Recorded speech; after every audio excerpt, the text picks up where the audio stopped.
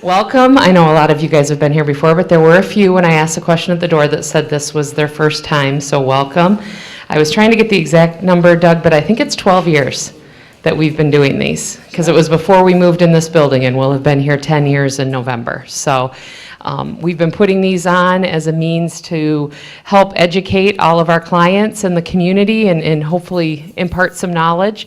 At the end of the session, there will be a survey. So if there's a topic that is something you think is a burning issue in your community or something you just think you'd like to know more about, please, I encourage you to fill that in. We do use those surveys when we're looking at what the next topic is. So from that, I'm Leanne Pandur, and I should have started with that. I'm the CEO at Rowe, and again, welcome everyone. You have our fully capable planning department that will be presenting tonight. I just get to do the fun part and welcome you at the door and introduce everybody. To my right is Doug Piggott, who is our senior planner. Many of you know Doug. He's been with us for this entire 12-year run and beyond that.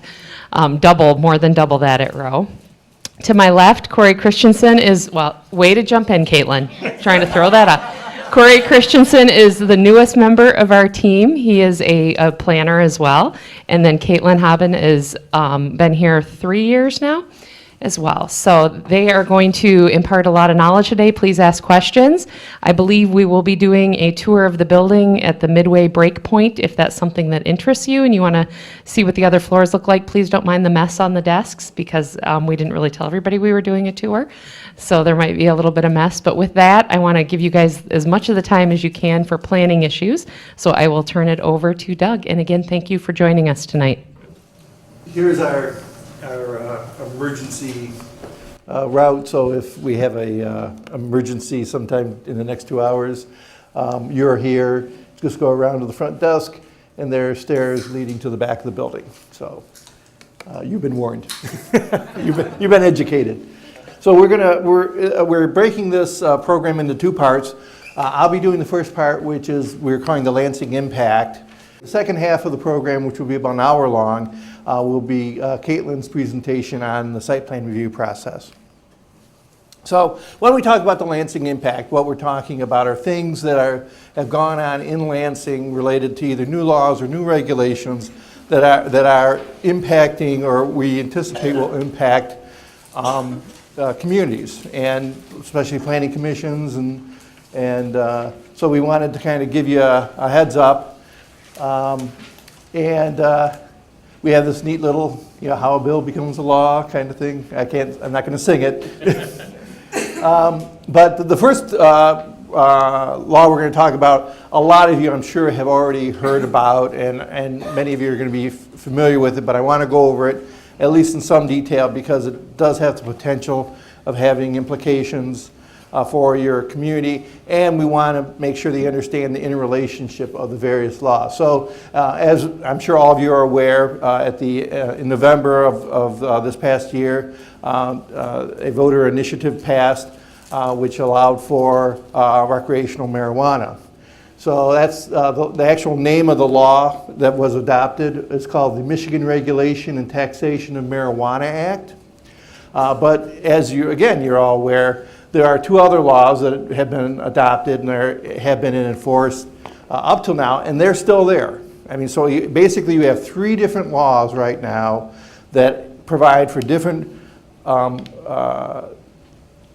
authorities of individuals and entities as it relates to marijuana. So you had the original Michigan Medical Marijuana Act that primarily dealt with qualified patients, and then primary caregivers who were allowed to grow on behalf of up to 5 additional qualified patients. Then in 2016, because you had a lot of communities saying we want to be able to have something other than just the primary caregivers growing marijuana, because we'd had all kinds of entities trying to establish themselves and being told they're illegal, the state legislature passed the Medical Marijuana Facilities Licensing Act, which allowed communities to adopt ordinance, which in turn allowed for the licensing of different types of facilities, so that rather than having to rely either on themselves growing the marijuana or a primary caregiver growing the marijuana, it allowed for operations that grow up to 1,500 plants It also provided for the licensing of dispensaries, or provisioning centers, as the term was used in that act, and testing facilities, processing facilities, and then facilities for allowing the transport of marijuana from the grow and processing facilities and testing facilities to the provisioning centers.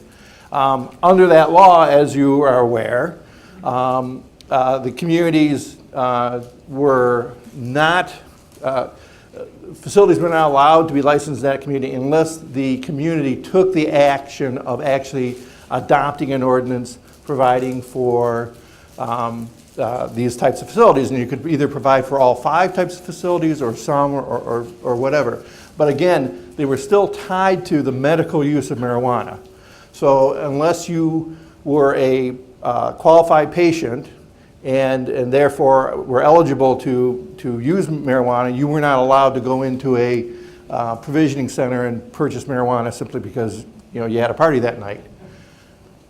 So that changed with the new law, and the new law has a lot of different provisions that overlap the other two, and so you've got to start thinking about how it's going to impact you if you as a community decide to allow for the recreational marijuana facilities. Now, one key way one of the ways I'm using to try to not get confused between the Medical Marijuana Facilities Licensing Act and the Michigan Regulation and Taxation of Marijuana Act facilities is that under the 2016 Medical Marijuana Facilities Licensing Act, the facilities are called facilities. So you have a grow facility or a processing facility, whereas under the Michigan Regulation and Taxation of Marijuana Act, they're called establishments. So if you're talking about an establishment, you're talking about something that's being licensed under the most recent law. If you talk about a facility, even though it may be the exact same kind of thing, you're talking about something that's being licensed under the Medical Marijuana Facilities Licensing Act. Under that statement, under the Michigan Medical Marijuana Facilities Licensing Act, the Recreational Act, some of those have the same name. Yes, they do. And just if you have anytime if you have a question or a comment, just raise your hand. And we've got a microphone here that Corey's got, and we want to make sure that we get you on the microphone so that we know because we're recording this. I think we mentioned that before, so that if someone else is going to listen to it later on, they can understand what the question is. But for the purposes of this,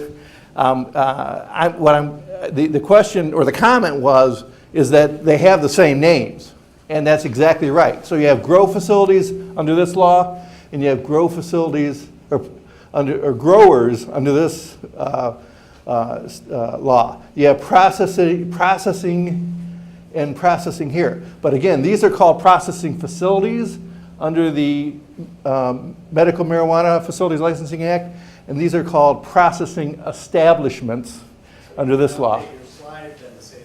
Yeah, thank you. Yes. Yes, I am confusing you. I apologize for that. That's the old cut and paste problem there. So some of the elements of the new law have already taken effect, and they took effect in December. And they said that a person that's 21 years or older may legally consume marijuana. They may grow up to 12 plants. They may possess on their person up to 2.5 ounces of marijuana. They may have on their premises up to 10 ounces of marijuana. They may assist other people in the growing of marijuana and processing. And they may give away up to 2.5 ounces. Now, give away meaning not sell, but give away up to 2.5 ounces to another person who's at least 21 years of age or older. So that's already in effect. Yes? Just to clarify, under the taxation, they don't need that medical marijuana card, correct? If you could ask your question again, just to... No, it's okay. Just to clarify, under the taxation for the giveaway or possess, they do not need the medical marijuana card, correct? That's correct. Under the new law, you're authorized to consume, grow, and possess marijuana, as long as you're 21 years or older, you don't have to be a individual who qualifies as a qualified patient. However, if you are a primary caregiver who has been licensed under the original Michigan Medical Marijuana Act, you are only allowed to grow for qualified patients. So if you have someone who is currently operating as a qualified patient and is growing 50 or 60 or 72 plants, they can't suddenly start selling that or giving that away, or, well, they could give it away because assuming they were 21 years old or older, but they cannot sell that or be paid for the growing of that for someone who is not a qualified patient. Okay. Now, how do you check that, right? You know, I mean, that's the devil in this detail. So, allowing marijuana establishments, this law is different from the Medical Marijuana Facilities Licensing Act in the fact that the previous law said if you want to allow facilities to be able to be licensed in the community, you have to pass an ordinance. You have to opt in. Okay. Under this law, if you don't want facilities to be able to be licensed in your community, you have to opt out. So the default under the new law is that communities can be licensed, or facilities, well, establishments, excuse me, I'm getting it mixed up too. Establishments can be licensed in your community unless you adopt an ordinance prohibiting them. Now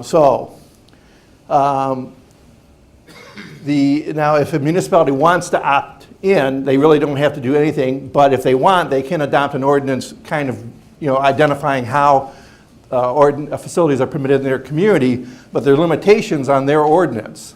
Their ordinance can't be unreasonably impractical, which, what does that mean? That sounds like a, you know, full-time job for an attorney for several years.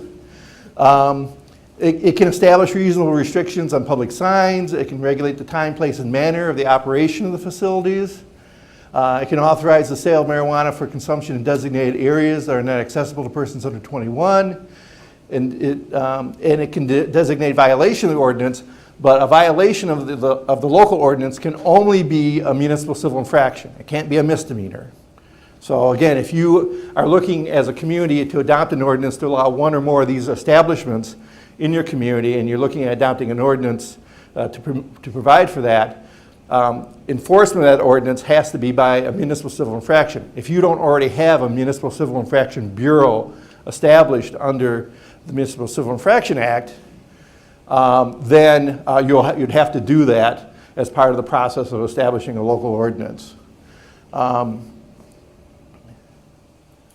You can require under your ordinance that a facility has to get a license from you to operate their establishment, but you can't require them to comply with any provisions that they're not consistent with the regulations that the state of Michigan establishes.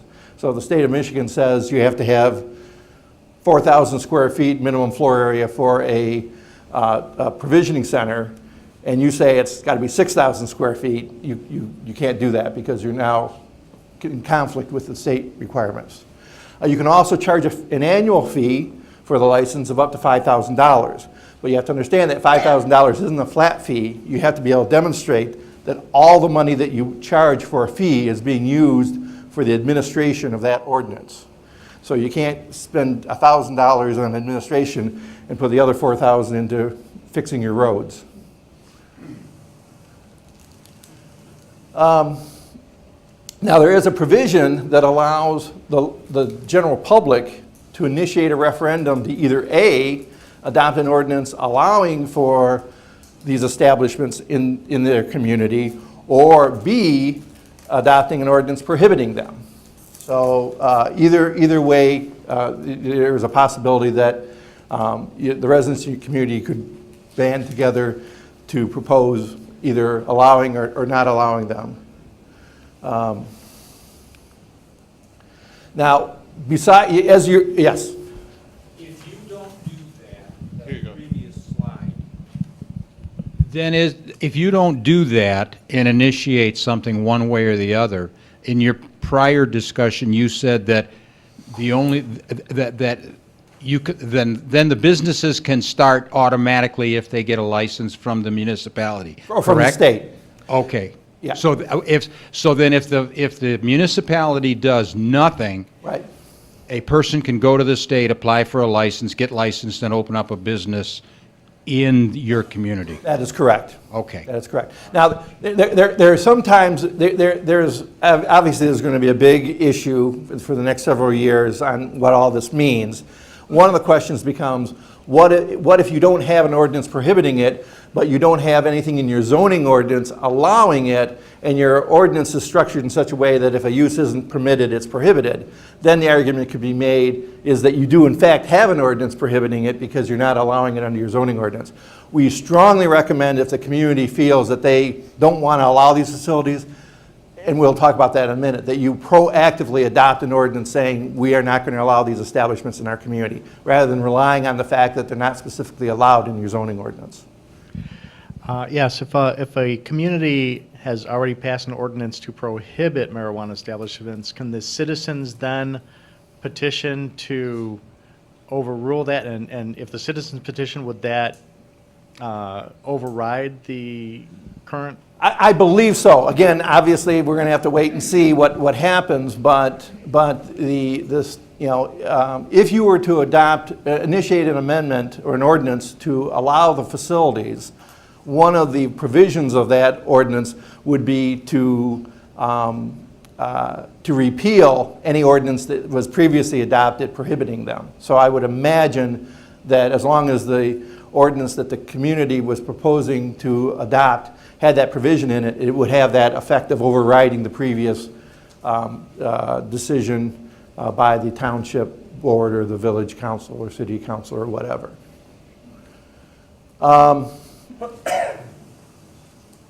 Okay, so in addition to all those facilities that are the same as, establishments that are the same as facilities, the processing, transport, everything except the grow, all of those are pretty much the same between the two laws, the Medical Marijuana Facilities Licensing Act and the new law. But under the grow facility, the numbers are a little different. Under the state, or under the Medical Marijuana Facilities Licensing Act, it's 500, 1,000, and 1,500 are the levels for different types of grow facilities. Under the Michigan Regulation and Taxation of Marijuana Act, it's the lowest I think is 100, and then it's, I don't know if the next one is like 6. I can't remember what the 3 classifications are. I think the top classification is still 1,500. But then in addition to that, they have this thing called a micro business, which is not a type of use allowed under the Medical Marijuana Facilities Licensing Act. And this is a kind of an all-in-one where you're licensed to grow up to 150 plants, you're authorized to process it, and you can sell it there at the facility. So it's kind of like a microbrewery, you know, type of thing, except it's a micro pot place. So that's one difference. Another issue that's come up in regulating medical marijuana under the Medical Marijuana Facilities Licensing Act is, what if you place a limit on the number of facilities facilities you allow? So say you only allow 4 provisioning centers and you get 5 applications for provisioning centers. How do you deal with that? Communities have kind of had to figure that out as they go along. Under this law, if you adopt an ordinance allowing these marijuana establishments and you place a cap on the total number of any type, then you also have to provide in the ordinance for a way of how you're going to select the ones if you get more than the maximum number that you have capped. LARA, Licensing and Regulatory Affairs, has up to a year to establish the rules, so no facilities can be licensed until the rules are in place. Technically, there is an exception here. And in the first 2 years, Lara can only accept applications for retail sales, processors, secure transports, or Class B or Class C grow facilities from facilities that are already licensed as medical marijuana facilities. And now they want to come in and be licensed as an establishment to grow for non-medical marijuana uses. So if someone brand new who doesn't have a license under the state wants to come to you and say, hey, we want we want to have a facility licensed, and you're allowing for that, or an establishment licensed, and they don't have a license under the previous act, they're not eligible for at least 2 years to be able to apply for that. The only exception being the micro-business license. Someone can come in and apply for a micro-business license as soon as the regulatory structure is put in place. Or a Class A grow facility, which, like I said, I think is 100 plants. So the state does have the option, if they determine there's a need, they can accept other applications. And if the state doesn't get their act together and get the rules adopted within 12 months of the effective date of the act, which was in December. So if they don't get their rules established by December of 2019, then someone can go directly to a municipality and ask them to authorize a license. So there is that possibility if you're allowing them. So that's pretty much the nuts and bolts of that law. Any other points or questions that I didn't discuss? Anything else that anyone has? Yes. Just out of curiosity, do you know if the micro business, is that a different fee from the state because it allows you to do basically 3 facilities in one establishment? I do not know what the fees are going to be for the establishments under the new law. Any of them. I attended a meeting where, under the medical marijuana law, they explained that for the different facilities, the same group of people couldn't have all these 4 or 5 licenses. Is that true?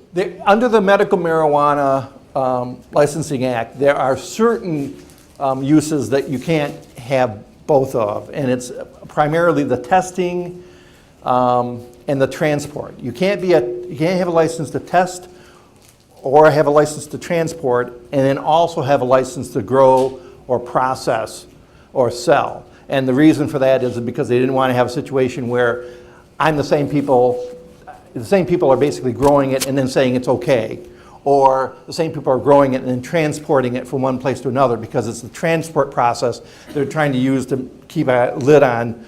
You grew so much and you transported it to here, and these numbers should add up. If they're the same people, they can jimmy or they can fiddle with the books. But if it's a third party that's doing the transport, then the feeling is it's a little easier. I don't believe at this point that there's nothing that I saw in the law that prohibits under the new law that prohibits that joint ownership in the same way. But the state rules may address that. Okay, all right. Oh, yep. Doug, under the Licensing Act, if the state of Michigan doesn't have their rules regulation at the end of December, you can walk into any municipality and apply for a license. How is the state going to track that to comply with the first provision part that says they have 2 years? That's a good point, or that's a good question. I would assume that the local community would be under the same restriction. That is, I would assume that a local community could not issue a level B grow facility for 500 plants or whatever it is under the new law if that person didn't already have a license from the state under the Medical Marijuana Facilities Licensing Act. Now, and that brings me to a point I forgot, I didn't have a slide for, but and again, you probably all have heard this from your various state agencies or state entities. The current recommendation I've been hearing from attorneys and around the state is, if you do not want to allow these establishments in your community, it's recommended you adopt an ordinance, a general police powers ordinance, specifically prohibiting them, and then in addition, amend your zoning ordinance to identify those establishments as prohibited uses under your zoning. So it's kind of like belts and suspenders. You're attacking it from two different ways. So that's the recommendation for that we've been hearing from other from attorneys and other legal scholars. And so adopting those types of ordinances would be necessary before December of this year? Yes. Okay. Yep. Have you heard, are we supposed to have, it's my understanding the legislature's trying to fast track this for June. Have you heard anything about that? No, I've not.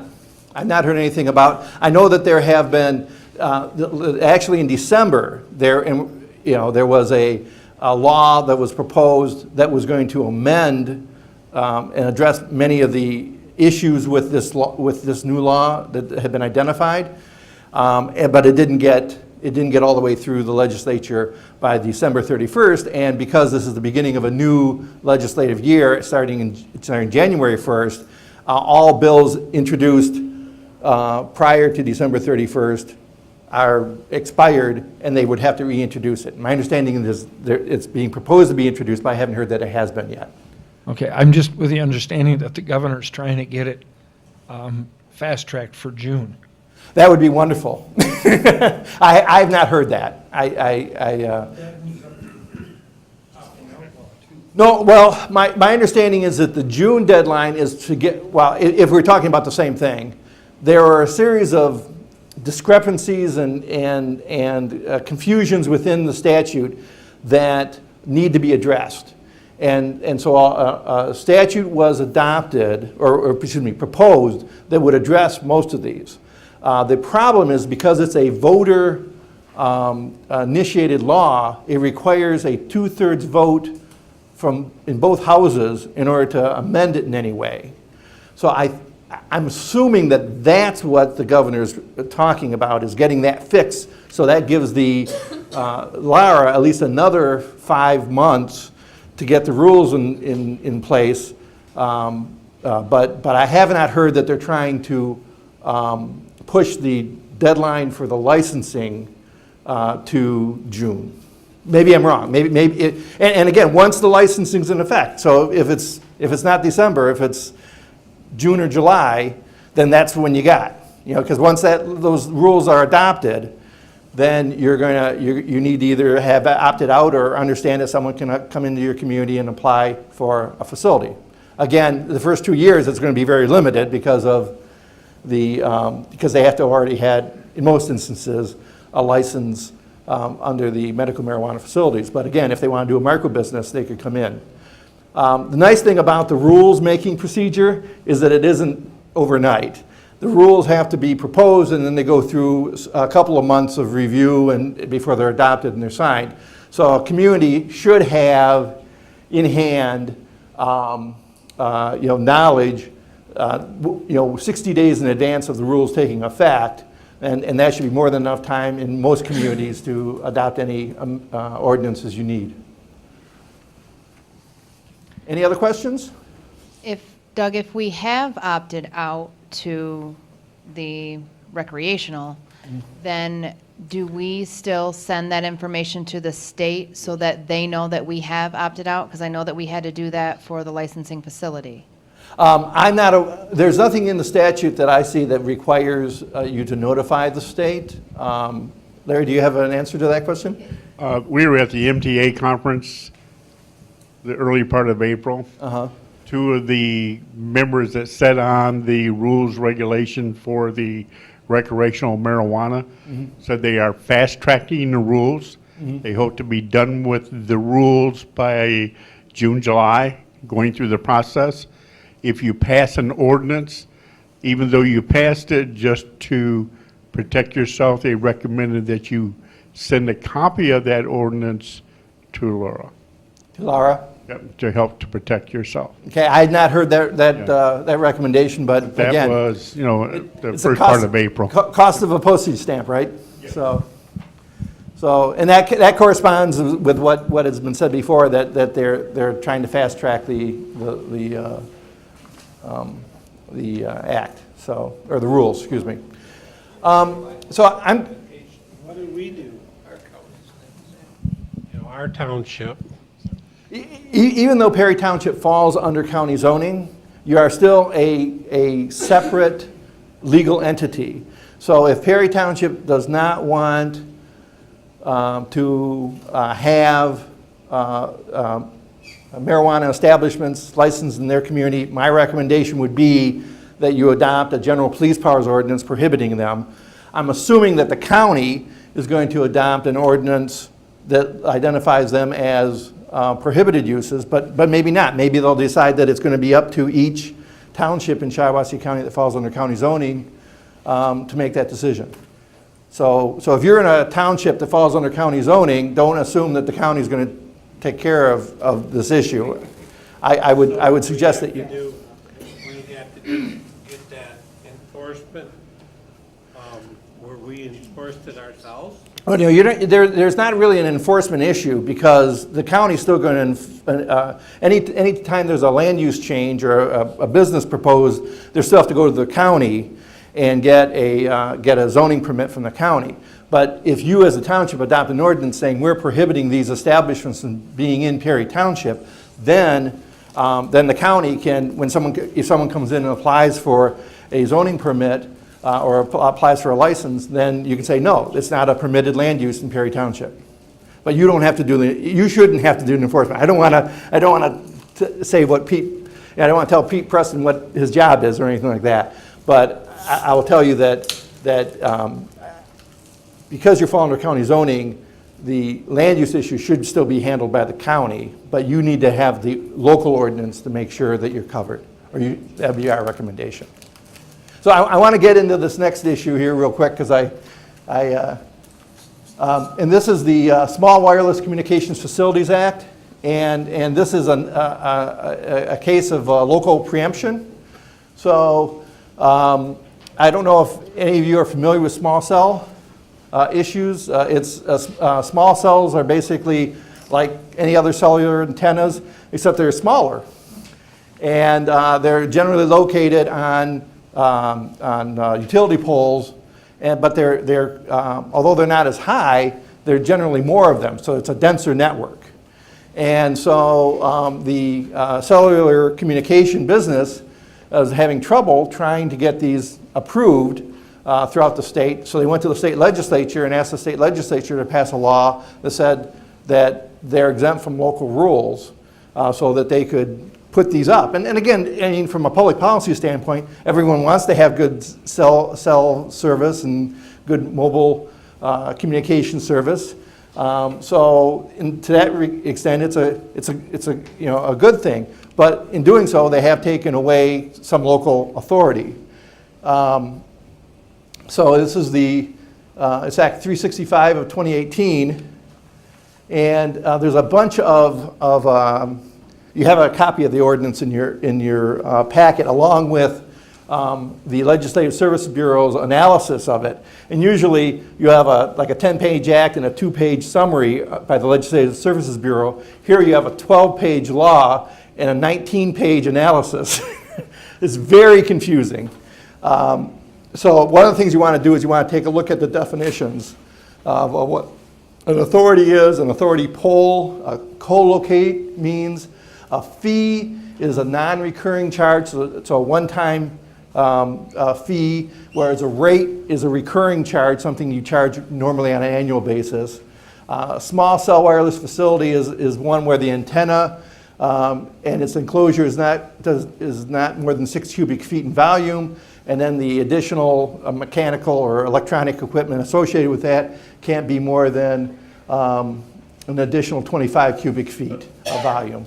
So in comparison with the large cabinets that you see associated with these antennas that are up on these large towers. They're smaller, but they're still, 6 cubic feet is still a pretty decent sized antenna. Don't forget about the 25-foot too they want. Yeah, and the 25-foot, A refrigerator yeah, on the pole. exactly. So Section 13 of the Act talks about the licensing of, or the approval for these facilities within the right-of-way. And essentially, one of the things it does is it minimizes or sets a cap on the amount that you can charge if you have an ordinance regulating installation of these types of facilities in your on the roads within the right-of-way in your community. Then they have a provision that says that in order to be granted this exemption or this permission by right to put these things in, the poles can't be over 40 feet high. Well, 40 feet's a pretty, you think about a telephone pole, you're thinking about something that's 15 feet tall or 20 feet tall. A 40-foot tall tower or pole is a pretty big pole. And then the cell phone antenna can extend another 5 feet above that. And you can adopt an ordinance allowing more than 40 feet if you wanted to, but you can't prohibit it if it's under 40 feet or under. You can adopt an ordinance that requires all the equipment and everything, all the wires to be underground, but only if that's a requirement for anything, like telephone, cable, anything being underground. You can also, if you have areas in your community that are either in a historic district or a downtown district or zoned residential, you can adapt rules that require that the facilities in some way be camouflaged to look more appropriate for the neighborhood that they're in. But again, it has to apply to anything within the right-of-way of that nature, not just these small cell facilities.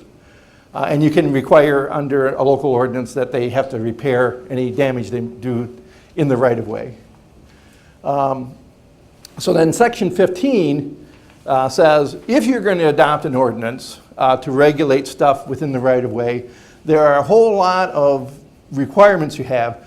There's a whole series of time frames where if you receive an application within 25 days, you have to determine whether the application is complete and let them know. Then if it is complete, then you have so many days that you have to make a decision based on the characteristic of the request. I'm not going to go through all that detail, but if it's something you're looking at doing, or you have an existing ordinance regulating these facilities in the right-of-way, you want to make sure that you've got these time frames in there so that you know that that's a requirement. And then the ordinance says that if you're regulating these facilities within the right-of-way, there are only certain reasons you can deny them. One would be because they're over 40 feet high. Others would be if they interfere with safety, traffic control equipment, or sight lines, or compliance with the American Disabilities Act, or obstruct the use of a public utility infrastructure or drainage. But if the reason isn't one of those, you can't prohibit it. You can't deny the application. And then there's a couple of others. If they don't meet your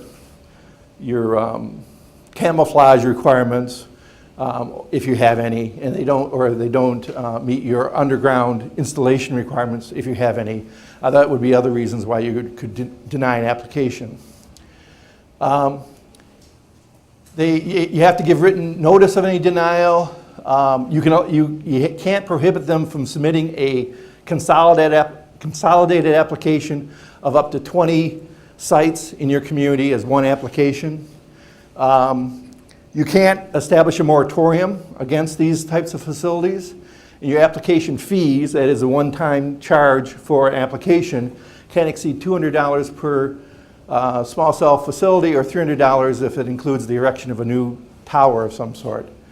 And you can't require approval for replacement of a similar small cell wireless facility, routine maintenance, or a micro wireless facility, which is a facility that's under, gosh, I had this, 24 inches wide or certain distance in diameter, I can't remember. They're very small, and they're intended essentially to hang on the lines between the poles. So they're supposed to be essentially, you wouldn't even notice them.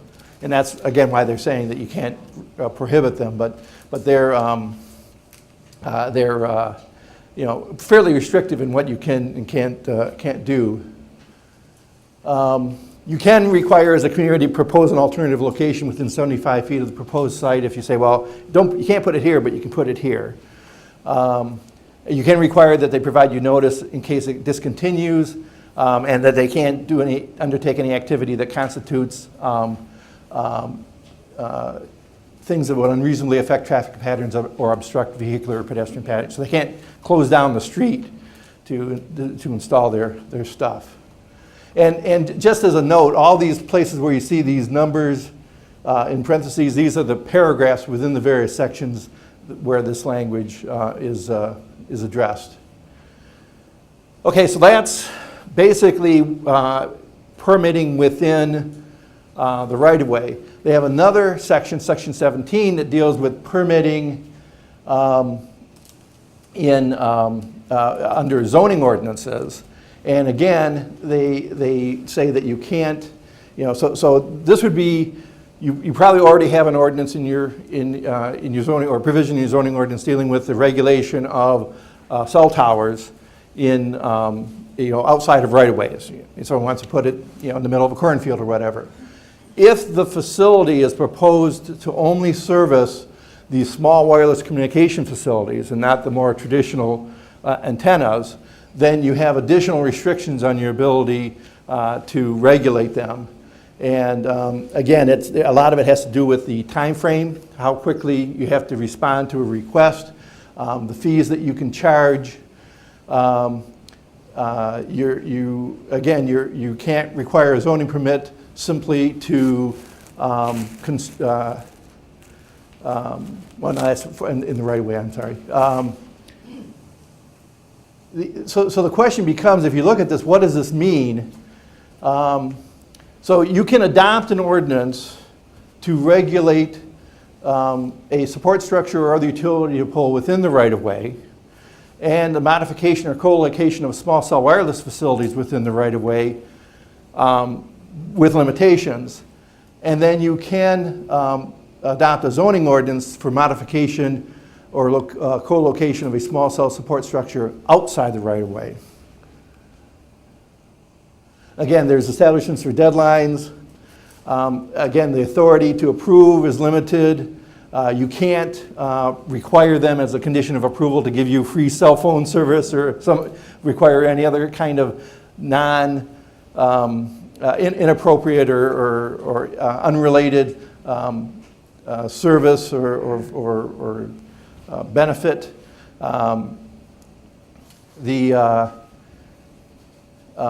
Any spacing, setback, or fall zone requirements that you have to be similar to the provisions you have for other types of similar facilities, so you can't be discriminatory in that regards. Let's see. You can't evaluate the decision based on the assumed or anticipated financial suitability of the request. In other words, you can't say, oh, we've already got too many of those in our community, we don't need another one. That's not a basis for denying a request.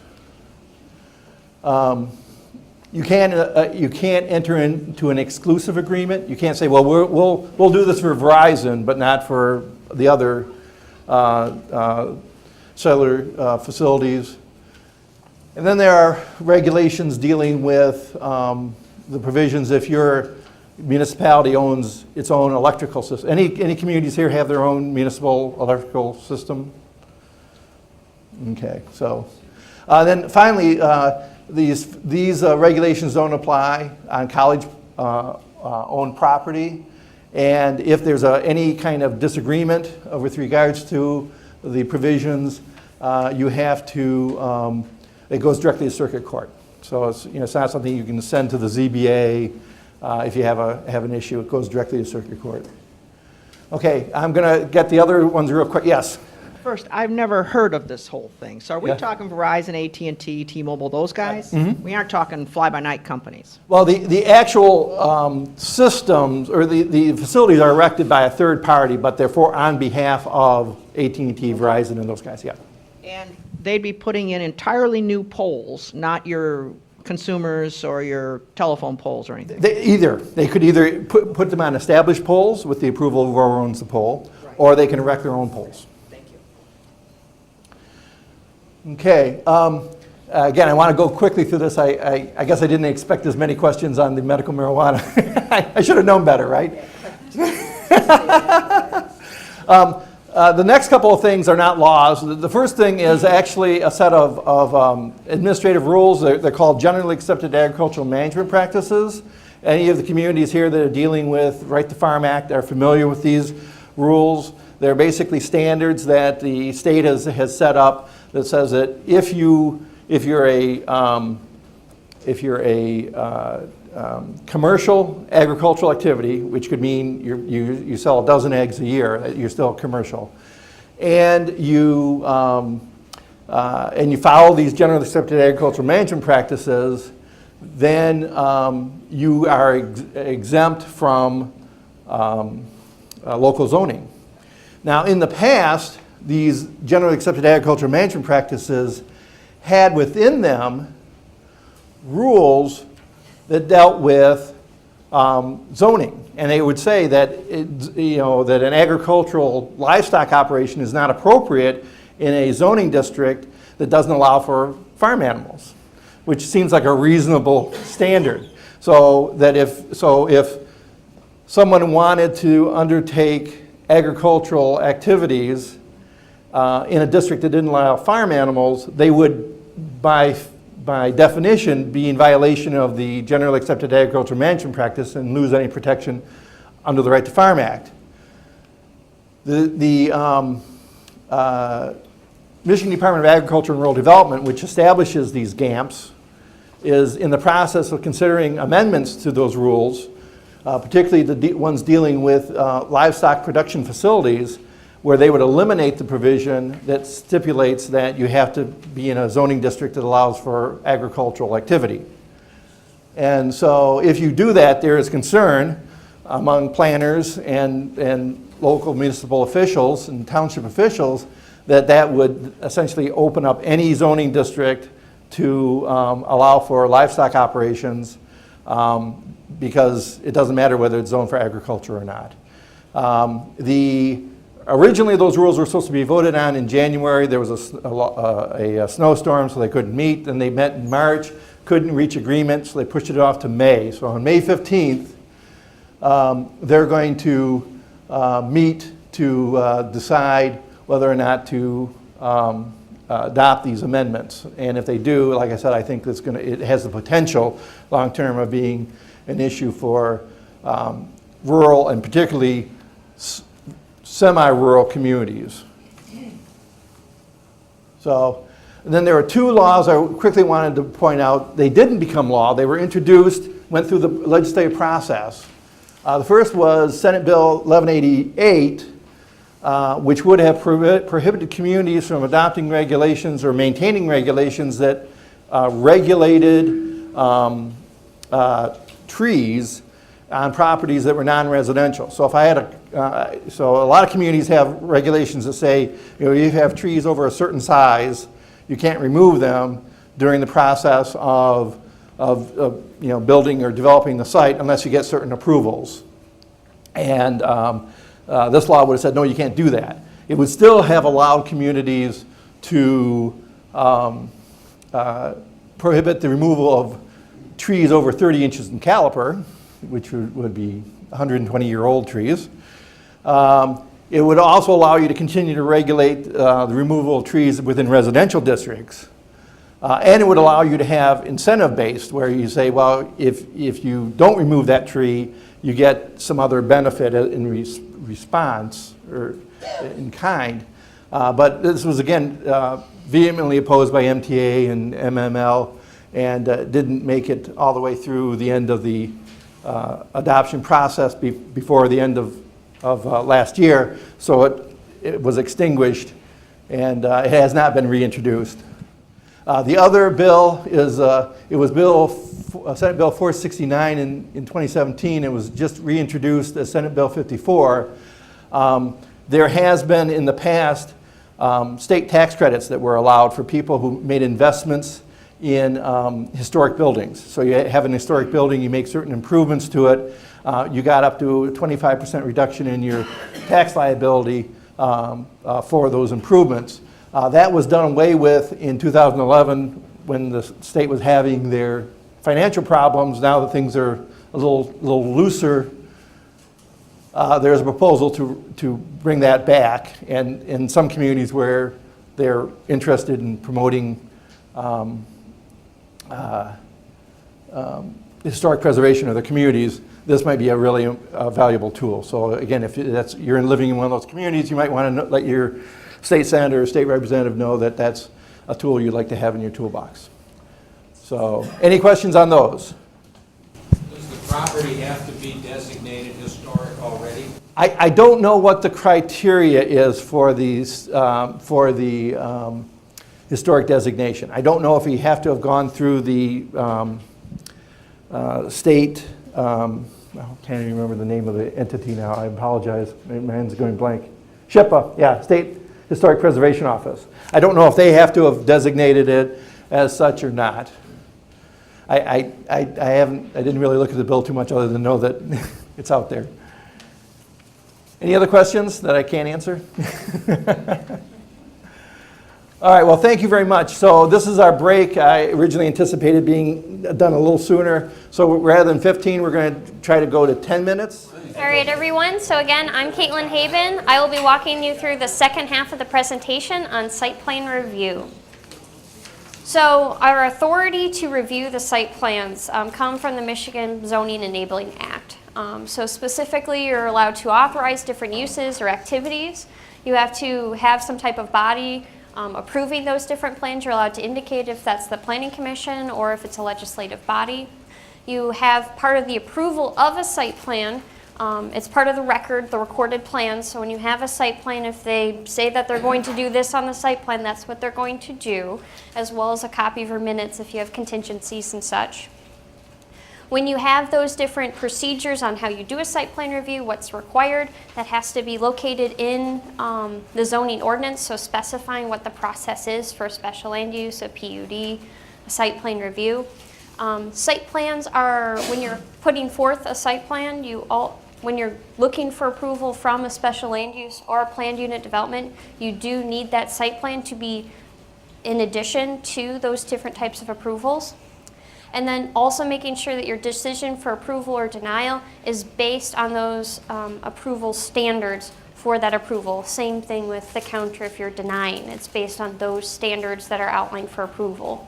And then making sure that there's, the site plan has that information required and is based on compliance with your zoning ordinance. So what is a site plan? It's generally an administrative process. Some communities do have their planning commission, primarily sometimes doing that job as a staff. Other individuals have staff that does that administrative site plan review process. But you're essentially trying to verify compliance with your zoning ordinance. And so the Michigan Zoning Enabling Act has their own definition of site plan. Hopefully it mirrors your community's version of a site plan. From a technical standpoint, there's a difference between a plot plan and a site plan. Now this is based on different level of detail that's required. Definitely ranges in what's being involved in that review process, as well as the level of standard in which you're looking for that complied status. So I'm going to show you right now is a site plan. So you can see that there's the signed SAM seal, you can see topography lines, you can see where the building is, the parking is, those different components. So a full site plan review for a new building should be what you're looking at. As opposed to, in this next one, this is where they're essentially looking to put in the proposed garage, so an accessory building. This is what we would consider a plot plan. It shows where your property is, what the setbacks are. That's what you're looking for compliance when you're approving an accessory building because it's a permitted use. and some other characteristics on site that help you put it into range. So there's the technical nuance between a plot plan and a site plan. So when you're accepting a site plan, it's important to only accept site plans when you consider them a complete application, so that they filled out the actual site plan, they gave you your fee, you got your money, so you can move forward with the review. And then any of the other signed applications by that property owner that are needed. It's important to remember how you accept applications. So if you're only accepting them in person, if a certain individual is available, if you accept them via the U.S. Postal Service, so by mail, do you accept them by email? So can an applicant email their application to you as well as their site plans and they're good to go? Or do you want those paper copies still mailed to you? And are you going to wait to put them on the agenda until you get those paper copies? And then remembering how you accept fees. So can they pay for their fee online through a credit card, or do they need to mail you a check or write you a check? So there's a lot of different options out there now, so just keep that in mind when you're looking forward. What do your applicants need, or what would be easier for your community to manage from an accepting perspective, and then also from an administrative perspective. So when you're looking for the site plan review, it's important to remember a few different dates. Now, if it's a normal site plan review, you don't necessarily have to have a public hearing, but if it's a special land use, you do have to hold a public hearing. So this is that general timeline. So the idea that if your meeting's on the 22nd, you want to send that packet in black to the Planning Commission at least a week ahead of time. That way they can review that material. If there's a notice, it has to at least be 15 days, so that would be on the 7th. Now, not all papers are on Tuesday or Monday, so let's assume it's on Sunday. Usually the notice is due to them by that Wednesday. So then you would have to mail that notice in orange to the paper by then. So the last day you really want to accept application is that next Monday, primarily because you want to have at least 1 or 2 days to write up that notice. So it's important to make sure you keep yourself with enough time when you're putting that date on the application. You'll also sometimes see it in your zoning ordinance under site plan review, what those dates are. So every once in a while, double check if that actually works for your community, to make sure you hit those different notice requirements in sequence. So there are 2 different types of ways to view the Planning Commission. So there's the ruling Planning Commission. So this is the idea that the Planning Commission grants a special land use, and that's where the approval is, or they approve site plans. So that's pretty typical. So you're going through the accepting of fees and process. You have the public hearing held at the Planning Commission level, and then they make a decision. So it's generally a faster process than the other, where you're more of a recommending body. So you still have the public hearing, you still go through these different steps that you would in the first project. However, the Planning Commission is only providing a recommendation, as opposed to actually making that final decision. So it depends what works for you. Some communities do utilize the recommending to slow down development, making sure everyone's on the same page, more eyes to review. But it is a longer process. Something else that's sometimes a misnomer is that the Planning Commission has to announce or has to set the public hearings. That can be something done administratively, because especially if it's in your zoning ordinance that it's a special land use, it requires a public hearing. Staff can initiate that public hearing for that meeting instead of going to the Planning Commission and then going to the public hearing. How many neighbors do you have to notify? If you're having a special land use and it's going to affect the community, is there a set so many feet, so many neighbors, or how does that work? How many people do you legally have to notify? So in the Michigan Zoning Enabling Act, it indicates that everyone within 300 feet of that subject property. So if that's, depending on your community, sometimes that's 5 neighbors, and other ones that, depending on how it curves around or whatnot, that can be 25 neighbors. So 5, 25, 50, I mean, it really depends on what's within that demographic. Sometimes out in the country, that's not enough. Right. There'll be 0 at my house. There you go. Question somebody about something. Sure. Not within 300 feet.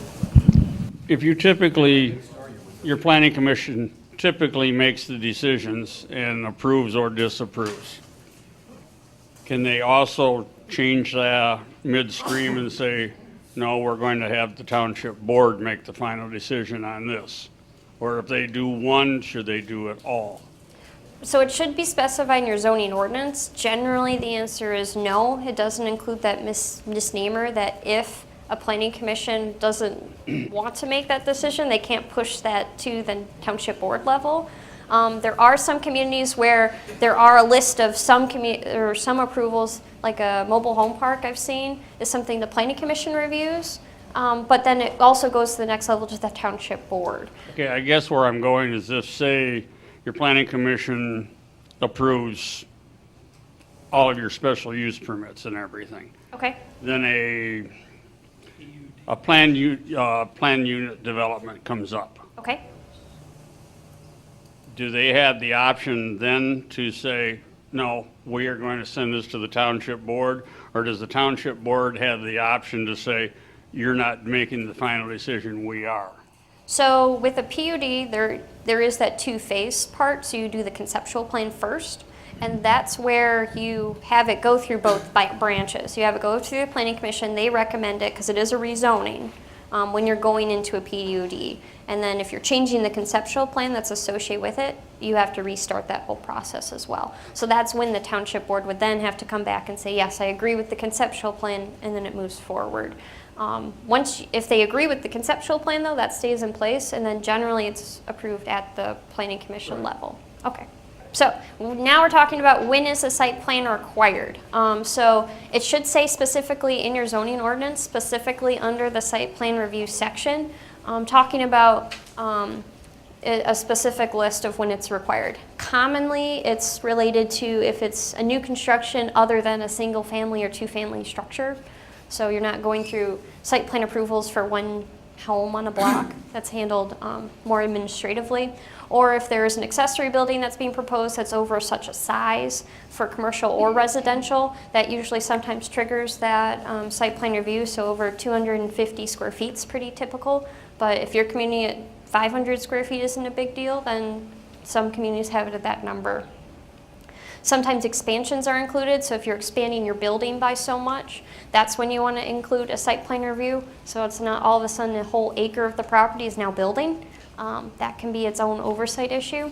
And then when you have a special land use, so when you're either amending it or approving a special land use, that's when you do need a site plan. So even when you're amending the special land use, so they want to expand it to include another storage facility area, that's something that they need a site plan to show with that amendment to that plan. And then conventional or site condos also, because you're looking at a larger network of a property. So as part of the review process, you have participating in that process. Generally, it should be specific what bodies are approving this. So it's the planning commission, the legislative body.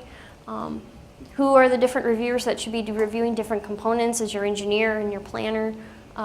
So different common bodies, your zoning administrator is looking over the plan. If you have a police chief or fire chief associated with it, a DPW director looking at your utility components.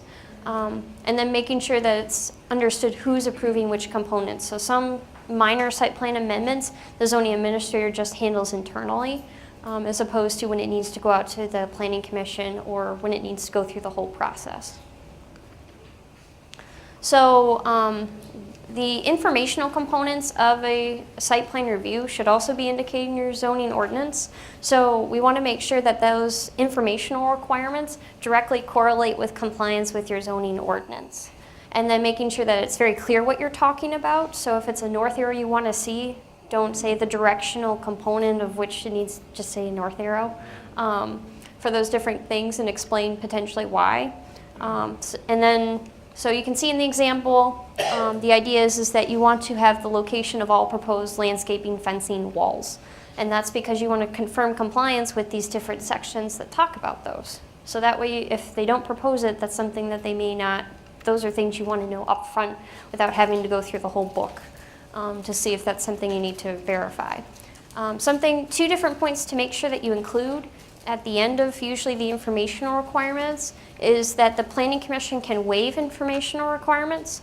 So let's say that you have a requirement that they have to show all proposed landscaping and trees and walls and fences. If they aren't proposing any, That should be something you can waive if they're keeping the existing vegetation and you're not requiring them to plant any new ones. So that's an information requirement you can waive. And then lastly, also to add some kind of note that if you want to add additional information, that also should be included. So the Planning Commission can ask to have an elevation drawing of the proposed building because you're worried about the facading, specifically along that area. Or if you want to include different information, you can request additional information. So if you think it doesn't specifically say you have to have a traffic impact analysis associated with that development, but as the use is being described and how often they're going to be operating, it makes sense to have them do a traffic impact study. You can request that at the Planning Commission level. So it's important to have those two additional pieces of information to waive and then add additional. So when you're looking at site plan review, some of the different basic informational components is you have general information. So like I mentioned, a north arrow, date, revision date. It's helpful to keep track of which version you're on when they amended it, especially when you're trying to, from the back end, once it's been approved, making sure you have the right copy in that file. Also talking about location map, the size of the property, where setbacks are, as well as required setbacks. And then environmental components, so if you want to know where the existing or proposed landscaping are, wetlands, floodplains, site if there's any contamination or proposed hazardous material, knowing exactly where that's located on the site. Next is talking about the development components. So you want to make sure that you know where the proposed building is or the existing building, parking, unloading, lighting, landscaping, floor plans, stormwater drainage. So all these different components you want to see at some point in your informational requirements, because hopefully that's tracking back to zoning compliance somewhere in your zoning ordinance. So then there's also other state entities or other local entities, or even federal in some situations that you might have to partner up with to do that site plan review. So either it's the County Road Commission or it's the Michigan Department of Transportation or the Michigan Department of Environmental Quality. Those are different organizations to know what's kind of in their wheelhouse and either have those be contingent approvals or initiate that conversation at the beginning if you know they're going to be filling in a wetland. Can I have a copy of then your application to the MEDQ? And if they can produce that showing that you move forward, then you can make sure that they're going through the right steps. So next is performance guarantees. The idea that you want to make sure that, especially let's say they were approved in the spring, they get around to building in the fall, they're delayed. Well, now they're running out of steam because the asphalt batching plants have packed up shop and they're not coming back until the spring. So the performance guarantees help make sure that if they are able to put in that parking lot or paved area, or if it's too close to winter so they couldn't plant the required trees that you required, you have that performance guarantee that you will put it in by this date, and that you will make sure you get your trees, you get your paved service that you otherwise approved in your site plan. So this is a great tool to make sure that you have your plan implemented. So usually there's different types of how you go about having your performance guarantee. So you have cash, you have bonds, letters of credit, to make sure that they can put in this infrastructure that you've otherwise approved. So then when we're looking at the site plan in connection with special land uses, like I've mentioned earlier, all special land uses require a site plan of some caliber to be submitted at the same time, and that these site plans for the special land use or site plans can be reviewed at the same meeting, but we highly recommend that these are two different motions, because generally speaking, there's two different criteria that's required for those approval. So if you have your site plan review article, you have your approval standards for that, and we'll get into that in a little bit. But then a different section's about special land use process, and that has its own criteria of usually 5 approvals. So it's best to keep those in 2 different motions, just because you have those coming from 2 different sections of your zoning ordinance for approval. So in many cases, you can have that abbreviated site plan. So let's say if you have a special land use and they're not proposing to change anything other than the use, maybe it makes more sense to have a plot plan in that situation. But it really depends on what's being proposed on that site, and that you have that discretion in your zoning ordinance to do that. So the quest for quality, I'm sure many of us that have reviewed or looked at site plans, we have that issue where you look through it and you don't even know what they're proposing. So it's important for these quests for quality. We have a few different potential strategies. Some of them work for some of different of our clients, and others, they have their own positives and negatives associated with it. So this first one is kind of you're adding an internal first site plan review. So the idea is keeping the same calendar that you saw previously. We've moved it essentially up about 2 weeks extra. So if you're meeting on the 22nd, you still want to give them a week to mail out the packet. If it's a special land use, you make sure that you want to make sure your notice requirements are there. However, instead, if we were to, let's say, have the staff and consultant review your site plans first. So it's submitted at some point. They have 1 week to review it. They send that back to the applicant. The applicant then revises their plans and submit that plan. So they have a week to flip it back to you. And then you do the second site plan review, and that's the actual copy that the Planning Commission receives. So this way, hypothetically, all the information requirements, if you have 10 things on there, hopefully the consultant or the applicant would be able to go, oh, I didn't realize I needed to add that, or I didn't notice that you would catch me not adding that. Making sure that then they go through and add those in before you get to that second site plan review. So this process, positive and negative. Positive, it should result in less outstanding items with your Planning Commission. So if they didn't realize they're 2 feet too close to your required side yard, but they have room to move it over, hopefully they did that with their first to your second site plan review. It decreases the number of meetings for the applicant. So that first internal meeting, that's them submitting the plans and you send it back in email or mail. So that way you're not actually having a meeting face-to-face on that unless they have some outlandish issues or questions that they need to answer. And then saves your Planning Commission members from coming to another meeting trying to work through these different miscellaneous issues. And it generally, in the long run, will decrease the amount of time it takes to review a site plan. So normally, it would take 2 months if, let's say, you didn't feel comfortable with the first site plan review, and then you go to the second site plan review.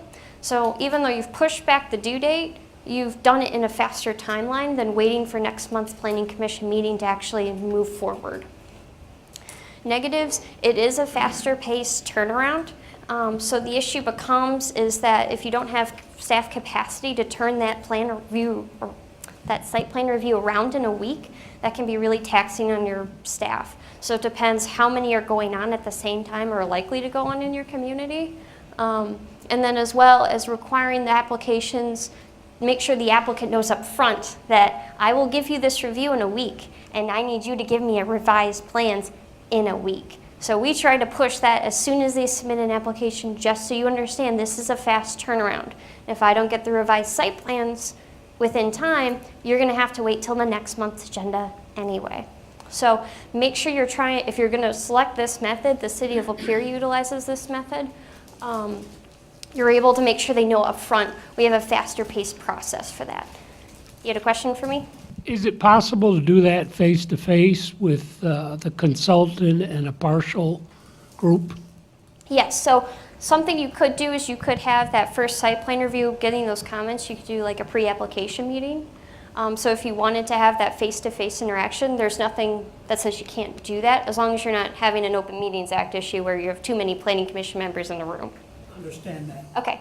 Okay, but it is not illegal, the law doesn't say you can't do it, you don't have to have it written into any of your ordinances. It's always recommended to have some type of procedure for those preliminary meetings, that it's an optional part of the process for a Planning Commission, just to make sure if anyone, that you have that specifically outlined in your site plan review process, that there's a preliminary meeting. We did that when Myers moved into our township. I would say it cut the application time almost by half. Any other questions? All right, so the second thought on how to quest for quality is to create a subcommittee for the Planning Commission. So usually this includes the chairperson of the Planning Commission or 2 other Planning Commission members and a staff member or a few staff members. And their responsibility is specifically vote if this site plan is ready to be seen by the Planning Commission. So it's actually ready to either have approval or denial. This committee would be responsible for waiving informational requirements. So if they see that it's not important to add in the heights of the different buildings of the surrounding area, because they're all low or whatever the informational requirement is, they have that power to do that preliminarily before it goes forward. So the positive is that you have members of your planning commission looking at it and saying, well, I feel comfortable now with the quality of these plans to move it forward and make a decision. So hopefully you're having those quality plans when they're ready, go to the planning commission. It doesn't confuse the applicants generally because you are not getting approved by this preliminary subcommittee. We're literally just looking for making sure we can make a good decision. The negative, some of these different provisions have specific timelines when they receive an application, how much time they have to set up a subcommittee meeting. So sometimes scheduling all these different meetings ad hocly can sometimes be tedious, as well as many planning commission members are volunteers. So making sure that they have some time to make an extra meeting a month, if needed, to review these different plans preliminarily. And then it does take more staff time and resources because it is its own functioning subcommittee. So that's something to keep in mind when you're looking at this alternative, is the formal subcommittee. So the less formal, which we did kind of hint at, is that pre-app submittal or pre-application meeting. The idea that you have an opportunity to meet with the applicant, to go over the process, to look over the site plans. It's an informal meeting with the Planning Commission. Usually one member of the Planning Commission, staff, the consultant are there. They've hopefully received the plan ahead of time so they can give some guidance on this is the setback requirement, this is something to watch out for, and provide that feedback. Is a variance needed, looking over the full list of those different items. So preliminary versus full site plan submittal to that planning commission. Normally, when an applicant, should they include those different engineering details, generally you don't at a pre-application meeting. You don't go into the nuts and bolts per se on that for drainage calculations. But if they want to have that conversation, pull then in your engineer and talk about that. And then normally it's an optional item for the planning commission. So if they're still a month or two out from when they want to come to your planning commission, sometimes that's a great point to catch them, to say, well, you're required to have 25 spaces and I'm only counting 20 here. I need 5 more somewhere. So hopefully you can catch them sooner in that designing process. So one of those different things, when we're talking about that site plan, making sure that we follow the different note components. So 2 different things that sometimes people find confusing and hard to track is topography and then photometric plans. So I'm trying to break it down to you quickly, kind of going through what they, how to read these. So I've outlined 970, so that's the topography or the elevation from sea level in green. And then I have the orange one in 999. So essentially the idea is that you follow that line, and that's the elevation grade throughout that whole entire line. So now that this line is in this line's lower and this line's higher. So you're having generally the drainage go towards this green area. And so that wraps around your whole entire site for topography. So sometimes they can get really difficult to read. So watch out with your zoning ordinances if you require a specific topography gradation, where you have to every 10 feet provide it, every 5 feet provide it, or every 1 foot. Sometimes it can be really hard to follow the 1 foot ones all the way across. But feel free, when you get your site plan, if you're having trouble reading the topography, color it with a highlighter, the same color one, or best case scenario, visit the site. Topography on 2D paper is really challenging sometimes to really understand the depth and grade, because right now you're looking at about a 20-foot grade here. Which it's hard to think about in proportion than how far these are, taking out your ruler to scale that in to actually figure out that grade. So next is photometric plans. I'm going to show you 2 different types. So some, especially if it's like a lower caliber development. So for this one, they proposed only utilizing building mounted lighting, and the lighting standards for this community are based on the property lines. So showing this bubble and having it labeled that is the 0-foot candle, so that's measuring the lumens, so the amount of light that's being casted in that area, that's easily able to tell what compliance is with that yellow outline. Something to encourage your applicants to do is and you'll see it generally more commonly if you have really intense lighting standards, is they'll put their specs from their manufacturer in there. So they'll show you what the light pole looks like and encourage that. We'd like to see what your light pole looks like. It's downward facing.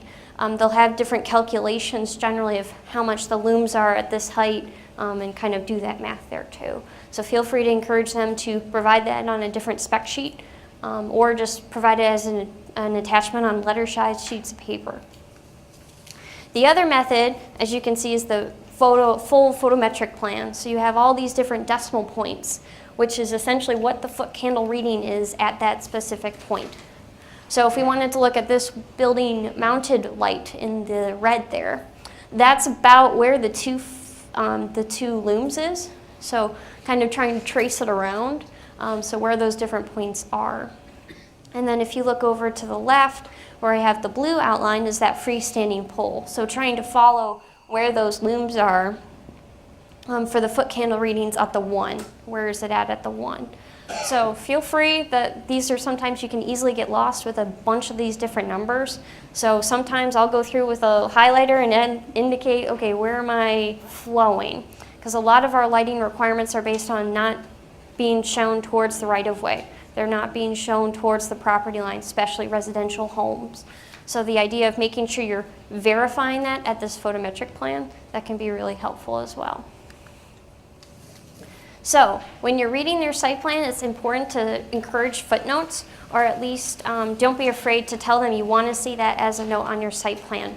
So here I've provided an example of those different zoning tables that talk about setbacks, talk about what district you're in, parking calculations, landscaping regulations. But then over on the left, you can, or in the middle panel, there's no hazardous material, there's no floodplain, there's no wetland on site. Verify, don't just go based off of their plan. But if they know that these aren't going to be problems, that's easy enough to check off on your list, because the idea is when we have that site plan, someone 10, 25 years removed from this approval should be able to open those plans and say, yep, they either met compliance or, oh, I see they have a variance here. It's much easier if that information is provided on that plan from a record keeping standpoint of trying to dig in and see what happened from year to year. It's also important to look at the legend and make sure that these legends are updated. So we're going to play a little game as far as over on the right here, what these different symbols mean. So this is from a real site plan. So feel free to just shout out. I'm going to take one or two or three or four of what you think these different symbols are. So this first symbol, the line with an X with it, what do people think that means? A fence. A fence? Any other ideas? Okay. Power line, okay. Property line. Now we go to the second bullet where we're talking about this line with the 3 dots in it. What do you guys think that means? Setback. Setback? I heard somebody. What was it? Right of way. Okay, then we have this circle with a dash through it. What does that mean? To be removed. To be removed, so something to be removed. I heard something. Drain. All right, now we have a circle dot. Very, very vague. But what does that circle dot potentially mean? Post. A post? The faster you guess, the faster you get out of here.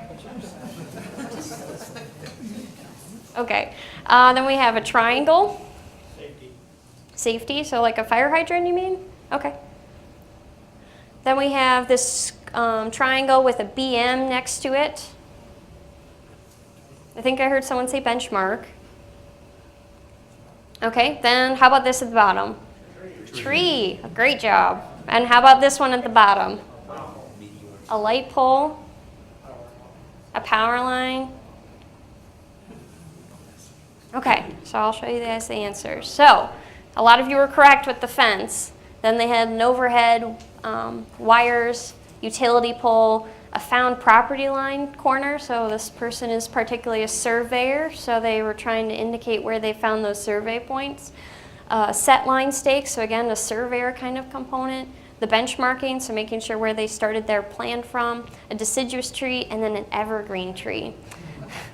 So watch out, especially with those landscaping tools. They sometimes have those templates for those different tree models, so be very careful. I've almost mistakenly mistaken what looked like a tree. It was literally that big, but when you went to the legend, it was a shrub. And I was like, oh, you would have liked that to be counting as a tree because you were 3 short.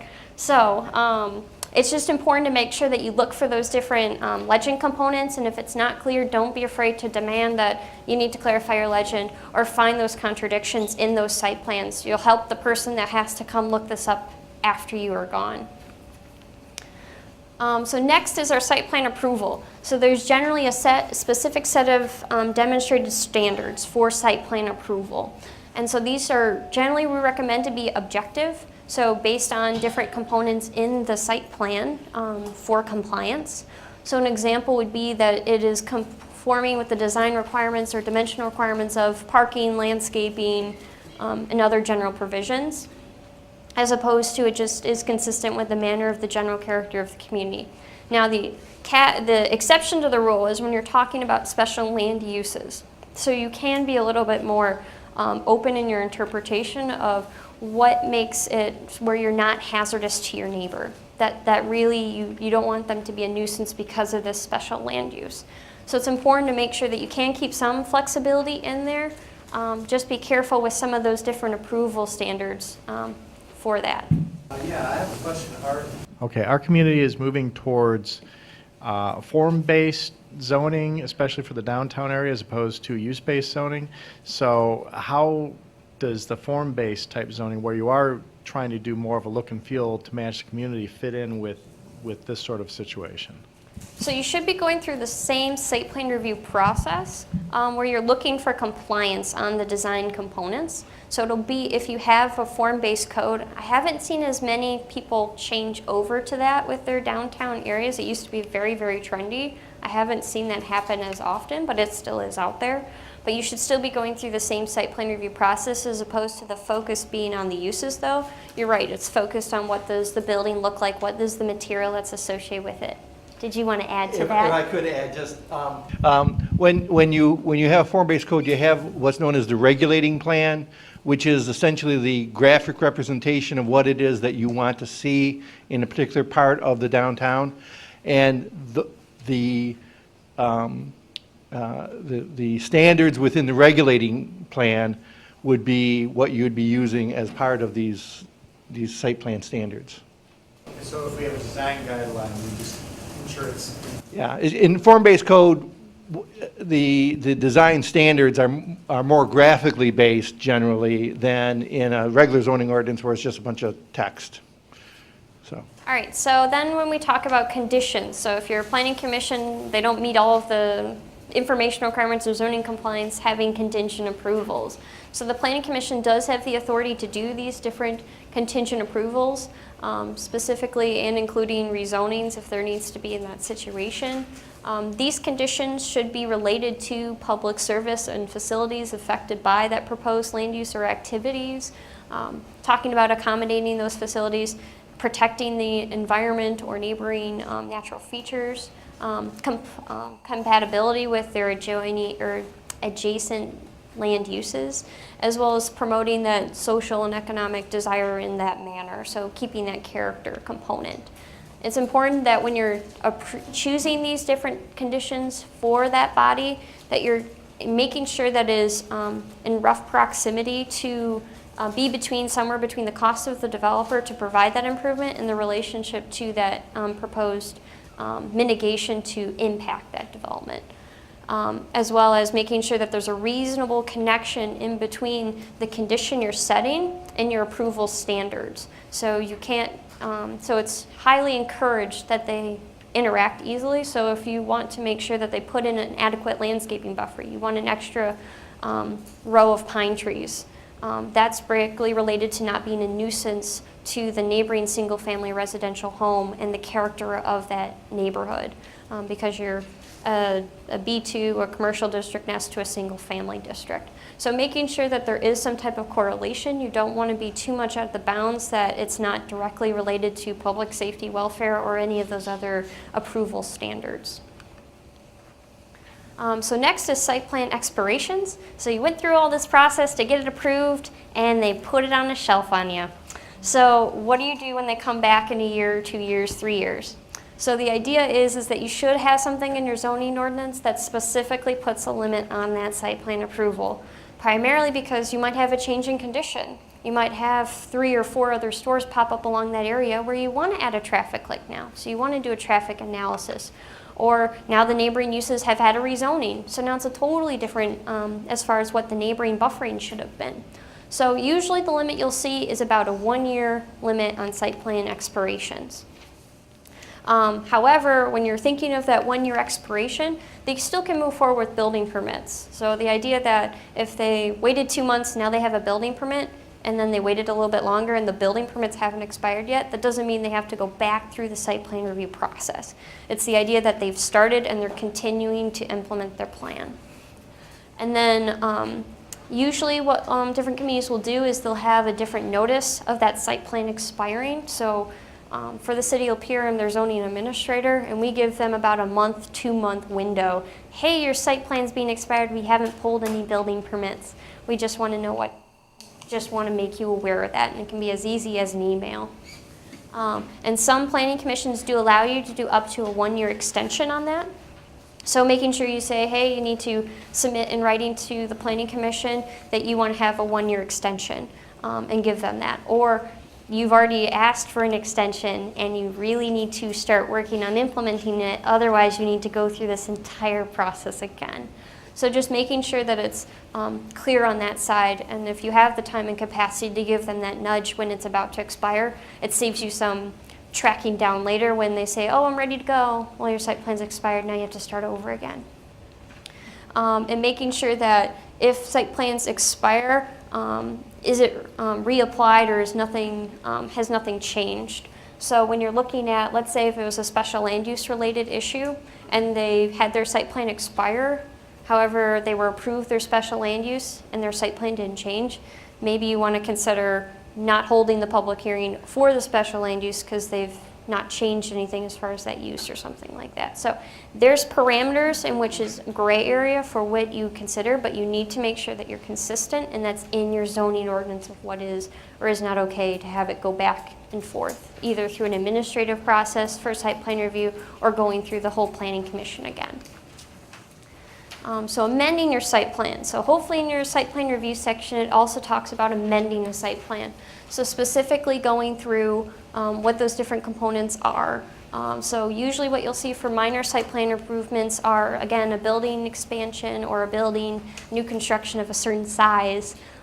It doesn't require a variance, only 5 parking spaces, as opposed to if you're closer to 10, that's a lot of additional impervious surface and stormwater to want to have a review of. And then making sure that it's not impacting any of the special conditions for approval. So make sure that it's defined what minor means, otherwise you'll drive yourself crazy trying to keep that consistent over time. So just make sure there's a consistency with that. It helps if that's in the zoning ordinance to make sure that follows that, what equals minor and what should follow that minor site plan review process. Is that, and generally, when is it okay to have it be an administrative, zoning administrator reviews it, versus the planning commission needs to review this site plan amendment. So when we're talking about the process, again, we recommend that you have a checklist. That's something that Row utilizes, and we do that for all of our clients. We did provide a few different checklists in your folder. So we have a site information requirement taken specifically from your site plan information chapter. And then we talk about the zoning compliance components as well, and then site plan approval. So that way you're making sure you're hitting all the important information without going page by page of your zoning ordinance to figure out what's going on. We provide that as part of our first review letter, and that way even the planning commission as a whole, if you want to go through and understand those different components, what or what hasn't been answered, you can see the yes, no, NA, it's not applicable to this site plan. And make sure that you share that with the applicant. That sometimes is helpful when they're developing their own checklist. Sometimes they don't look at it. but you can at least try to give it to them so then they can know ahead of time. You require topography lines, you require to have existing tree inventories if you have a replacement requirement or something to that notion. So something that you may be aware of, especially for the more urban communities, is the redevelopment ready standards. So these are different general practices they recommend and will require if you go engage with their community and best practices. However, any community is welcome to steal these great ideas and implement them in your community, even if you're not RRC. It's the idea that you have a clear process for review and approval processes. Some have development guidebooks to indicate when you're going through a site plan review process, give you a flow chart showing what you need to do or who you need to go through.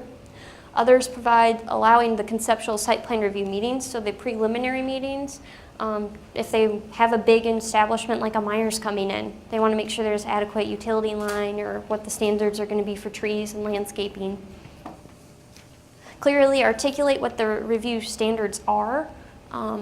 Provide for joint site plan review meetings by different associated departments. So just because they're having a pre-application meeting with their zoning administrator, their planner, maybe you need to include the DPW director because you're going to have they're a Myers, so they're going to need more water capacity, or it's a car wash where they'll need a lot of water and a lot of sewer services as well. And then also promoting the promote action on the developer's request. So if an applicant asks to come forward to have a pre-application meeting, say in the next few days, this is my availability for the next 2 weeks. So try to keep an active communication line with them. Time is money, and a lot of them have a shorter timeline than what you would like them to have to try to get something through. So it's the idea of trying to be responsive, or at least indicate, hey, I'm booked up to like this Friday, but I can get back to you on Monday. That way they just know that you're still thinking about them or still have them on your mind. And you're going to move forward when you have some time to address their concern or their question. So then welcome to the digital age. There's a lot of different tools out there as far as having your applications online. How many communities have their applications available online? A few. All right. So that's something to consider. Applicants from all over can then just hop on your website and go to it, especially if you have different office hours. So if it's like an 8 o'clock to 2 o'clock, they can access it at any point in time and from anywhere. Something some communities are doing is they'll have PDF fillables. So this is an example of one of those. So then you can actually type on your keyboard the answers to these as opposed to them printing off and handwriting it. So hopefully these will turn out a little bit more legible so you can spell their name right. So that's something helpful to make sure you have legible printed off, and they can email it back to you or print it off and mail it to you. So PDF fillable forms has been helpful. Requiring drawings as a PDF from the applicant, so including your 36 by 24 sheets, you usually get the giant monsters. A lot of communities are also having a digital database that they keep as well, so then you can keep track. Generally, it's easier to keep a storage on a megabyte for how many plan reviews you go through, as opposed to a whole entire drawer dedicated to the new development that came in. And then also, some different communities have also downsized their development for that 11 by 17 size for their planning commissions to review. Primarily because, especially if you ask for this up front, they should be better quality because it's a matter of them printing it and scaling it correctly to have it be legible. But instead of having these giant sheets that you're trying to flip over, the 11 by 17s can sometimes be easier to maneuver on the panel. Yes? That bit us. Last month, we got those 11 by 17s that were not readable at all. Right, and that's... So I would fair warn anybody who's thinking of doing that, be very, very careful. The chair's got to sign it. Right, so like you said, it's a question of quality control too, when you get those different plans, to make sure that those are legible enough for your planning commission members. Or you can keep with the 36 by 24 sheets. So it's up to you. I just know that sometimes it's easier to put in a filing folder an 11 by 17 that you folded in half and then you fold it a half again. But that's up to each jurisdiction to figure out what works for your recording method, especially if you already have a very active digital recording system, so you can blow it up at in your screen in plus 200 so you can actually read the topography lines if that's what you need to do. So we're getting near the end of the presentation.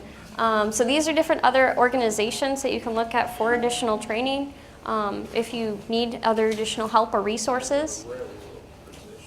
So now is our time for the story exchange or different questions that you have overall, either presentation. I know that George in the back, you had a reminder about some upcoming legislation. How many of you are familiar with the House Bill 4095? This is where they want to take and change, this is a foster children above the age of 12, and they want to move the number from 6 to 10. You would be allowed to have in a home. This is legislation that was pushed by a lobbyist by the name of Bill Bullard. And what Lansing's looking at doing is taking the ability of the local community to oversee these projects out of our hands. It turns out there was a group home that is in Rose Township that got a special permit to have 10 children in that home. They built a home for girls in Oxford. Oxford denied the additional numbers, so they've taken it to the state. And the issue at the state level, although they're saying it's about providing for children, the issue that we have, I'm a township supervisor in Holly, the issue that many of us have is you're usurping the power of the individual townships to look at these and give the special use permit, take it to the ZBA. They're changing it for one particular case out in Oxford, and they'll change that law statewide. So it was introduced originally, and some of the people that co-sponsored it didn't understand where it came from in the beginning because it just sounded like something to help kids. There are many studies out that show 6 of these kids in a home is an adequate number to receive the services that they need. This particular thing will allow you to go from 6 to 10, and it's written so that if you have a 20-acre parcel, then you can have the 10, and the problem there is if somebody were to have a 100-acre parcel, they could divide it into 5 20s, build 5 of these homes, and have 50 of these kids in this one area. The bigger issue, nobody's against helping kids. The bigger issue is why do we need to change the state law, or why do we need to make a state law that takes the power out of the local communities to change that? It greatly affects the rural communities because in your more populated areas, they don't have 20 acres down there, they don't have 100 acres to divide it. This is going to put this out into the rural areas without any oversight from the local communities. So I just wanted to make people aware of that. It's going to be in front of House Ways and Means. There's a group of us going Thursday to testify. There was a public hearing in Rose Township. Representative Mueller was there. 80 to 90 people had shown up out there. They have a home there with 10. Their concern is they don't want more homes in this area. And there were many people there from the medical side that had done the research, and these were both teachers and people that had worked with some of the groups that work with the children, and they're also opposed to going from the 6 to 10 in these homes. So just to be aware. What was that House Bill number again? 4095.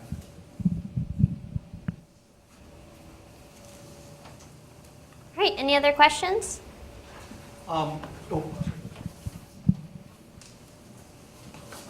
If you have someone apply for special land use, site plan, whatever it might be, and if you deny them, do you need to give them the specific reasons on why they were denied? Yes, it should be specific to which standard they did not meet in your special land use approval standards. That should be the rationale for a denial. Same thing with like a variance case. So if you have a variance that comes forward to your ZBA, you indicate which of the 5 standards usually that they didn't meet. Same thing applies for a site plan or a special land use approval, or in this case, a denial. And if you have someone come to you and they want a piece of property completely rezoned to a different thing, and you do that, and the property just sits there, is there some kind of a timeline where, okay, you wanted to build this and you haven't done anything, we rezoned it for you? Is that something you need to put a time limit on? If they just bought it, they want to flip it, or? Does that make sense? Yeah, if I can respond to that, because it was going to, thank you. Because it gets back to a point that Caitlin had made with regards to conditions, and the slide seemed to indicate that you can place conditions on rezonings. And there is such a thing as a conditional rezoning. And under the state law, if you do a conditional rezoning, one of the conditions can be is if this property is not developed within X number of years, that it automatically reverts back to the original zoning. We strongly suggest that communities don't rely on that. If a piece of property gets zoned to X from Y, and 3 years later you say that wasn't really a good decision, and it hasn't been developed, so we're not taking anyone's property rights, we want to rezone it back to Y, then you should go through the process of actually doing that rather than relying on some condition that said it's not going to be, if it doesn't get developed in 3 years, it automatically goes back to Y. Because then there's no paper trail. You know, and also it could be argued that you're violating their due process rights if it's not a conditional rezoning. And then conditional rezonings have to be requested by the applicant. Yes, a conditional rezoning has to be, yeah, exactly. Yeah. Oh, there were a couple other points, and I apologize to Caitlin because she worked on this very, very hard, and I said I would review the slides, and then I realized there were a couple of points that might raise some confusion. I just wanted to kind of make sure that when you were looking at the slides, you didn't get confused. One was with regards to, we showed in several instances a public hearing as part of site plan review, and public hearings are not required as part of site plan review under the state law. Some communities do have a provision that requires any site plan to go through the public hearing process, and if that's the case, you should follow it. But if you don't have that provision and it's not part of a special use permit, then it isn't necessarily, then you don't have to hold a public hearing. It still has to be reviewed at a public meeting, but not a public hearing. The second thing was, we talked about the ability, many zoning ordinances have provisions that say, here are the information that has to be in the site plan, but the planning commission can request additional information. Whenever you ask for information that's in addition to what's already required in the zoning ordinance, you have to demonstrate why you need that. And that demonstration needs to be based on, we need this information to verify some standard for approval in the ordinance, not just because we feel like it. And then also, when we were talking about the subcommittee for the, as a way of doing site plan review, we suggested the chairman of the planning commission and 2 other members. That only would work if you have a 7-member planning commission. If you have a 5-member planning commission, now you've got a quorum, and that wouldn't be appropriate. So you want to make sure if you do a subcommittee, that your subcommittee doesn't constitute a quorum of your planning commission. And then finally, I just wanted to say, if you weren't one of the late arrivers and you didn't sign in on the sheet at a receptionist's desk, when you leave, if you would sign in, just so that we have an accurate count of everyone who was here, because we're going to be sending out the binders to anyone who wasn't here for their use. So if you do see some binders and you want to take one back with a planning commission member that wasn't able to make it tonight, you're welcome to take some of those extra packets that are on the desk on your way out. Yeah, just let us know, and then we won't send them another one. And with that, one of the things about our presentation tonight is that this was recorded. So we give us a few weeks, generally 2 to 3, and we provide clips of this presentation through our client portal. So that way, if you have planning commission members, you want to have them watch this video from this training, just give me and Doug or Corey some information. We'll direct you to Cecil, our IT director, to help get access to this portal, look at our trainings. We recorded several other trainings over the years. So one on public engagement, subdivision control, a whole gambit of different topics. So feel free to utilize that information download. And with that, thank you for coming to our presentation. Do not forget to fill out the survey if you can. It was behind the PowerPoint slides. You can just leave it at the table when you're done. Yes, George.